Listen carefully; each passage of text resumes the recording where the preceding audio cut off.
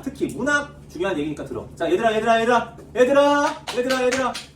중요한 얘기니까 들으라고. 뭐냐면 이 학교 시험뿐만 아니고 수능 시험에서는 문학 지문에 나오는 그 문제와 그 문제 선택지의 구성에 대해서 얘기를 해줄게. 자, 여기 보면요, 문제 선택지예요. 문제에 선택지가 있는데 선택지에 1번부터 이렇게 5번까지 이렇게 있을 거 아니니, 그치? 사실 선택지는 한 줄로 되어 있는 것 같지만 내용적으로 볼 때 두 개로 나뉘어져 있어요. 문학 선택지는 특히 뭐냐면 여기 앞부분은 내용 파악에 대한 문제 혹은 사실관계에 대한 문제가 나오고요. 그리고 만약에 문학 표현법이라고 한다면 여기 뒤에는 이게 어떤 효과를 가지느냐에 대한 두 가지 구성으로 되어 있다고. 그럼 여기서 보면요, 아까 쉼표를 적극적으로 활용하여. 자, 맞아요? 맞죠? 쉼표 활용하는 부분 나오잖아요. 근데 여기서 뭘 강조하고 있냐? 예쁜이란 걸 강조하기 위해서 있어서 화자의 감정을 부각하고 있다.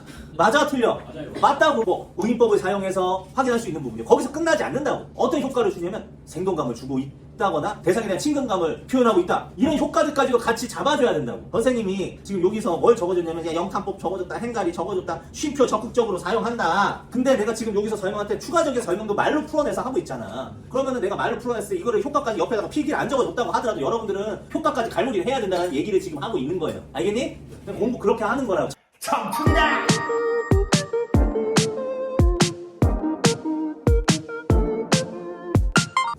나와 제발. 안 나올 거니? 좋아, 나왔어. 자, 그럼 여기 보면 요건 그림이잖아. 근데 사실은 뭐 C집에서 그림과 사진을 이렇게 같이 제공을 하면 좋겠지만 그냥 글만 적혀져 있는 경우도 있겠죠. 그러면 우리는 이 글이 우리에게 어떤 아름다움을 제공한가, 어떻게 아름다움을 제공할 수 있지? 이거를 생각을 해볼 필요가 있는 거예요. 우리가 지금 아름다움의 기능에 대해서 초점을 맞춰가지고 얘기를 하고 있으니까 어떻게 하면 아름다움을 드러낼까? 여기에서 우리의 상상을 자극하는 감각적인 표현들이 우선 많이 나옵니다. 알겠죠? 그리고 그 외에도 다양한 표현 방법을 지금 구사해서 형상화를 해서 우리에게 이 나무, 눈 내리는, 눈 맞은 나무의 아름다움을 전달하려고 하는 거예요. 거기에 초점을 맞춰서 우리가 들어가 보자고요. 알겠죠? 자, 그러면 이제 표현법에 대해서 여러분들하고 한번 같이 보도록 할게요. 이게 어떤 표현법들이 나오는지 하나씩 보도록 하겠습니다. 자, 1년 볼게요. 길 건너 숲속이에요. 봄눈 맞은 나무들이 이렇게 있어요.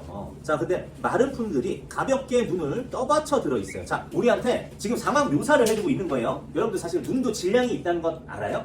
그렇죠? 당연히 수분기고 이게 얼었으니까 많이 쌓이면 어떻게 될까?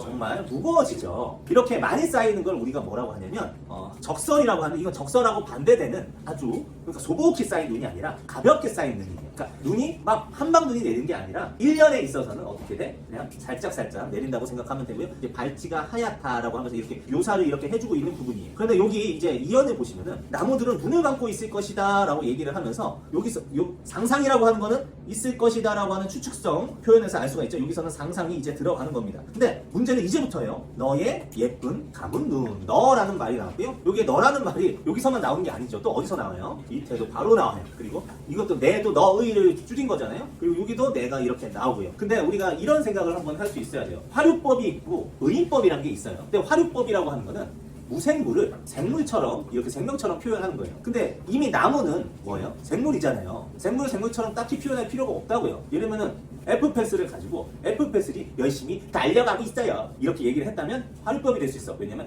달려가는 것 자체가 치타고 달릴 수 있잖아요. 그러니까 화류법이라고 표현할 수도 있는 거예요. 왜냐면 파도가 달려온다도 어떻게 보면 화류법이라고 얘기를 할 수가 있는 거예요. 근데 이런 표현에서는 좀 달라집니다. 파도가 말을 건너네. 파도가 아프다고 소리치네. 이런 식으로 표현하면 어떨까요? 그냥 말이라고 하고 의사를 전달하는 거는 누구의 몫이에요? 사람의 몫이죠. 자, 그래서 우리가 이런 얘기를 좀 들려보도록 할게요. 자, 의인법은 사람 아닌 걸 사람처럼 표현하는 거고요. 화류법은 무정물, 유정물로 표현하는 거예요. 이 무정물은 생명이 없다고 생각하시면 되고요. 자, 유정물은 생명이 있다라고 생각을 하시면 되는 거예요. 근데 지금 여러분들 보시면, 자, 이거에 대해서 사람들이 굉장히 좀 갈릴 수 있다라고 생각을 해요. 거기 밑에 눈송이들이 줄다름쳐 온다라고 하는 거를, 자, 의인법으로 볼 것인가, 화류법으로 볼 것인가에 대해서 아마 자습서 같은 데에서는 이제 이거를 의인법으로 퉁쳐가지고 같이 보는 경우도 굉장히 많아요. 그런데 여러분들한테 볼게요. 이 표현만 가지고 보면은 화류법으로 봐도 될 수 있는데, 여러분들 보통 입 맞추려고 하는 행위는 보통 사람들이 많이 하는 거죠. 사랑스러운 사람에게 입 맞추려고 하는 행동 같은 거. 너의 감은 눈에 입 맞추려고 눈송이를 잘 줄다름 쳐온다. 이 전체적인 맥락으로 같이 보면은 요거는 무슨 법에 가까울 수 있을까요? 네, 의인법으로 같이 할 수 있을 거고요. 그리고 여기에서 지금 부르는 너, 내 이렇게 부르는 게 지금 내가 너라고 지칭해서 말을 하는 거잖아. 그러면은 얘가 내 말을 알아들을 수 있을 거라고 상정을 하는 거죠. 가정을 하는 거죠. 그러면은 지금 얘를 거의 사람의 인격을 부여해가지고 사람인 것냥 여기고 지금 이야기를 건네는 행동이니까 당연히 이것도 무슨 법이 될까요? 의인법이 된다라고 하는 거 여러분들이 생각을 할 수가 있는 거죠. 오케이? 여기까지 잡을 수 있겠어요? 그럼 여기에 의인법적 표현이 뭐뭐들이 있는지 알겠습니까? 네, 그래서 이렇게 의인법. 예. 뭐가요? 이것도 의인법이 될 수 있다고요. 여기 이렇게 눈송이들 줄다름 쳐 온다 이 문장이 의인법이냐 화류법이냐 할 때 이 눈송이를 어떻게 여기느냐가 중요한데 그 밑에 보면 입 맞추려고 줄다름 쳐 오는 거니까 이 눈송이에 대한 이 줄다름 쳐 온다는 표현도 화류법이 아니라 의인법이 될 수 있다라는 거죠. 자, 그럼 그 다음으로 여러분들하고 같이 보도록 할게요. 자, 계속 너라고 부르고 있는데 우리가 부른다는 걸 한자로 하면은 부를 호자라는 걸 써요. 그래서 이렇게 너 아니 이렇게 말을 건네는 방식을 우리가 뭐라고 하냐면 돈호법이라고 얘기를 합니다. 또 무슨 법이 들어갔다고? 네, 돈호법. 부르는 방식. 그 다음에 이 부분을 잠깐 같이 보도록 할게요. 너 아니 내 감은 눈이 얼마나 예쁜지 어떤 느낌을 새롭게 주려고 문장의 순서를 바꿀 수가 있어요. 아파 내 마음 이렇게 문장을 바꿀 수 있는데 우리는 보통은 뭐가 제일 마지막에 옵니까? 말 끝에 서술어가 마지막에 와요. 동사, 형용사 같은 서술어가 마지막에 온단 말이야. 그게 의문문이든 평서문이든 간의 말이지. 근데 지금 보면은 너 아니 이 아니가 서술어인데 이 아니가 앞에 오고 행이 바뀌면서 너의 감은 눈이 얼마나 예쁜지 아니가 여기에 와야 되는 게 원래 문장 구조상으로는 맞아. 그런데 지금 서술어가 먼저 오고 그 다음에 내가 표현하고 하는 대상이 그 뒤에 왔단 말이야. 그럼 문장 위치가 바뀌었어요. 문장 위치가 바뀐 거를 바꿀 도자에 위치 치자를 써가지고 도치법도 지금 여기에 나온다는 거 이해하시겠어요? 그래서 지금만 해도 뭐뭐 나왔니? 의인법? 돈어법?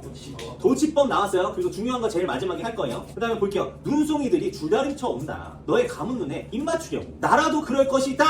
라고 이렇게 느낌표로 이렇게 얘기를 했는데 우리가 뭐 자기의 말을 굉장히 강조해서 얘기를 할 때 예를 들면은 감탄사를 쓴다거나 혹은 느낌표를 써가지고 뭐뭐구나. 너 참 예쁘구나. 멋지구나. 막 이렇게 얘기를 한다면 이런 거는 감탄을 했다라고 해서 무슨 법이라고 하냐면 자, 영탄법이라고 얘기를 합니다. 자, 영탄법도 지금 나왔죠? 그리고 그것만 있는 게 아니고요. 자, 지금 여기 보시면 뭐가 있냐면 쉼표가 있어요. 사행에 쉼표가 나오는데 근데 요거를 잘 보시면 내 예쁜 감은 눈에 퍼붓는 봄눈이라고 해야 되는데 지금 보통 내 예쁜 감은 눈? 갑자기 바꾸고 퍼붓는 봄눈이라고 됐어요. 이걸 뭐라고 하냐면 행을 바꿔버렸다라고 해가지고 행을 갈아버렸다. 행을 갈아탔다라고 해가지고 이거를 행갈이라고 하는데 이 행갈이를 하는 이유는 뭐냐면 느낌을 새롭게 주려고 하는 거죠. 뭔가 독특한 느낌 이렇게 주려고 하는 이유가 있고요. 이거 한번 볼게. 내 예쁜 감은 눈. 자 이렇게 얘기를 할 때 여러분들 이거 다 쉼표 합니까? 근데 우리가 보통 쉼표를 왜 해요? 쉼표라고 하는 그 이름만 가지고 한번 생각해볼게요. 왜 쉽니까? 네, 쉬려고. 그렇죠, 맞아요. 길어서. 일단은 쉼표라는 이름 자체에서 쉬려고 하는 거예요. 쉬라고 여기다가 집어넣는 거예요. 근데 여러분들 여기 보시면 시에서 왜 이렇게 쉼표를 주냐면 이 부분은 호흡으로 끊어서 이 부분에 집중을 하라는 의미예요. 내 예쁜 감은 눈. 내 예쁜 감은 눈인 거. 너 예쁜 감은 눈 이렇게 얘기를 해버리면 뭐에 초점이 많냐면 이게 예쁘다라고 그 예쁜이라는 그 의미 자체에 집중을 할 수 있게 해준단 말이에요. 이해하시겠죠? 그래서 이 쉼표를 쓴 이유는 뭐다? 강조를 하기 위해서다. 자, 특히 문학 중요한 얘기니까 들어. 자, 얘들아 중요한 얘기니까 들으라고. 뭐냐면 이 학교 시험뿐만 아니고 수능 시험에서는 문학 지문에 나오는 그 문제와 그 문제 선택지의 구성에 대해서 얘기를 해줄게요. 자, 여기 보면요. 문제 선택지예요. 문제에 선택지가 있는데 선택지에 1번부터 이렇게 5번까지 이렇게 있을 거 아니니, 그치? 근데 이 선택지에 어떻게 되냐, 사실 선택지는 한 줄로 되어 있는 것 같지만 내용적으로 볼 때 두 개로 나뉘어져 있어요. 문학 선택지는 특히 뭐냐면 여기 앞부분은 내용 파악에 대한 문제 혹은 사실관계에 대한 문제가 나오고요. 그리고 만약에 문학 표현법이라고 한다면 여기 뒤에는 이게 어떤 효과를 가지느냐에 대한 두 가지 구성으로 되어 있다고. 그럼 여기서 보면요. 아까 쉼표를 적극적으로 활용하여. 자, 맞아요? 맞죠? 쉼표 활용하는 부분 나오잖아요. 근데 여기서 뭘 강조하고 있냐? 예쁜이란 걸 강조하기 위해서 있어서 화자의 감정을 부각하고 있다. 맞아, 틀려? 맞아요. 맞다고 의인법을 사용해서 확인할 수 있는 부분이에요. 거기서 끝나지 않는다고. 어떤 효과를 주냐면 생동감을 주고 있다거나 대상에 대한 친근감을 표현하고 있다. 이런 효과들까지도 같이 잡아줘야 된다고. 선생님이 지금 여기서 뭘 적어줬냐면 그냥 영탄법 적어줬다, 행가리 적어줬다, 쉼표 적극적으로 사용한다. 근데 내가 지금 여기서 설명한테 추가적인 설명도 말로 풀어내서 하고 있잖아. 그러면은 내가 말로 풀어냈을 때 이거를 효과까지 옆에다가 필기를 안 적어줬다고 하더라도 여러분들은 효과까지 갈무리를 해야 된다는 얘기를 지금 하고 있는 거예요. 알겠니? 공부 그렇게 하는 거라고. 처음이니까 이거 다 오늘 설명을 하고 있는 건데 이제는 알아서 해야 돼. 알겠지? 네, 그렇게 얘기를 하고 있습니다. 그럼 행가리는 어떤 효과를 주는 걸까? 화자의 감정을 부각시킵니다. 화자의 감정을 부각시킬 수도 있고 또 색다른 느낌. 색다른 느낌을 우리에게 제공을 한단 말이죠. 얘들아, 난 너희들을 정말 사랑해. 하고, 난 너희들을 정말 사랑해. 얘들, 난 너희들을 정말 사랑해. 자, 느낌이 같아요, 달라요? 네, 다르단 말이죠. 알겠죠? 이렇게 여러분한테 설명을 해드렸습니다. 그러면 이제 제일 중요한 거 남았어. 이거 제일 중요한 거 남았는데, 이거 싹 다 지우는 건 어떻게 하지? 제일 중요한 거니까 지우기. 큰 걸로.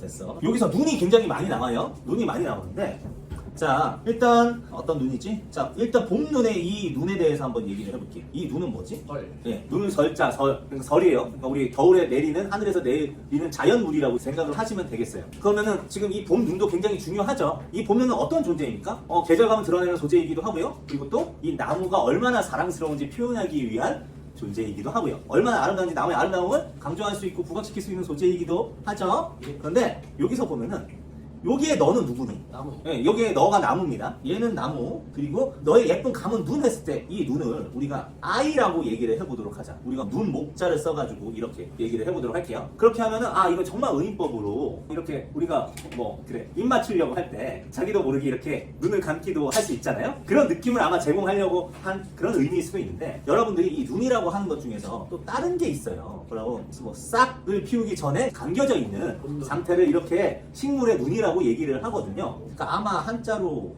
맞아, 이거일 것 같아요. 지금 보시면 얘는 이 두 가지의 의미를 다 가지고 있는 거예요. 이 감은 눈이란 건 아직 싹이 트지 않았다라는 의미일 수도 있다는 거죠. 근데 내가 생각하기에는 우리 학생들, 이 청소년들 굉장히 예뻐요. 근데 그 예쁜 게 여러분들이 정말 외모적으로 예뻐서 그런 거일 수도 있지만 앞으로 무궁무진한 가능성을 가지고 있고 그걸 언제 포텐셜을 폭발시킬지 모르는 그런 잠재력을 가지고 있기 때문에 무궁무진한 발전 가능성으로 그것만으로도 예쁘다라고 얘기를 할 수가 있는 거거든요. 근데 여기서 볼 때 이 가문눈은 사실은 나무에 싹이 트기 전에 이렇게 잠겨져 있는 이 애가 지금 청소년기의 여러분의 모습과 같은 그런 아름다움, 너의 가문눈이 이렇게 눈 감은 예쁜 모습, 이렇게 수줍게 입맞춤을 기다리려고 하는 그런 예쁜 모습도 아름답다라고 생각할 수도 있지만 싹이 트기 전에 잠깐 이제 폭발하기 바로 그 직전에 감은 이 가능성의 그 모습이 예쁘다라고 할 수도 있죠. 그러면은 단어 하나인데도 이게 두 가지 의미로 해석이 되고 그리고 이 의미가 해석의 확장에 따라서 시의 해석도 달라질 수가 있는 거예요. 그래서 이렇게 중복적인 의미를 가지고 있는 거, 두 가지 의미가 겹쳐서 이렇게 함께 가지고 있는 거를 우리가 무슨 법이라고 한다?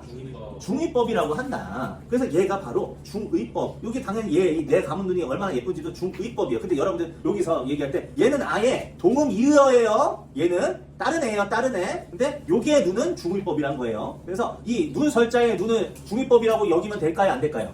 안 돼요. 얘 그냥 아예 다른 애고 개체가 다른 애고 요 이연에 나온 그 눈 하나에서 뭐가 나온다? 중의법이 나온다라고 여러분들이 생각을 하시면 되겠어요.